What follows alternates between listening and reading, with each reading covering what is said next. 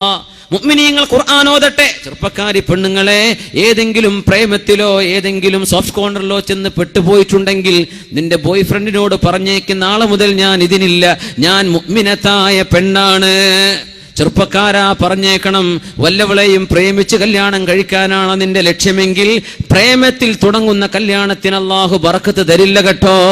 അള്ളാഹു തആല വിവാഹത്തിന്റെ മുമ്പ് നിശ്ചയം കഴിഞ്ഞ ചെറുപ്പക്കാരന് പോലും തന്റെ പെണ്ണിനോട് സംസാരിക്കാൻ പാടില്ലെന്ന് പറഞ്ഞ ദീനാണ്. പിന്നെ എങ്ങനെയാ കണ്ടവളുടെ കൂടെ നീ നടന്നിട്ട് പിന്നെ അവളെ കല്യാണം കഴിച്ചിട്ട് എങ്ങനെ ബറക്കത്തുണ്ടാകാനാ? എങ്ങനെ ജീവിതം ശോഭിക്കാനാണ്? അവിടെ ചീറ്റലും പ്രശ്നങ്ങളും ഉണ്ടാവില്ലേ? അത് തകരാൻ പോകുന്ന ജീവിതമാണ്. അള്ളാഹുവിനെ അനുസരിക്കാത്ത പോക്കാണത്. നിർത്തിക്കോ ചെറുപ്പക്കാരാ.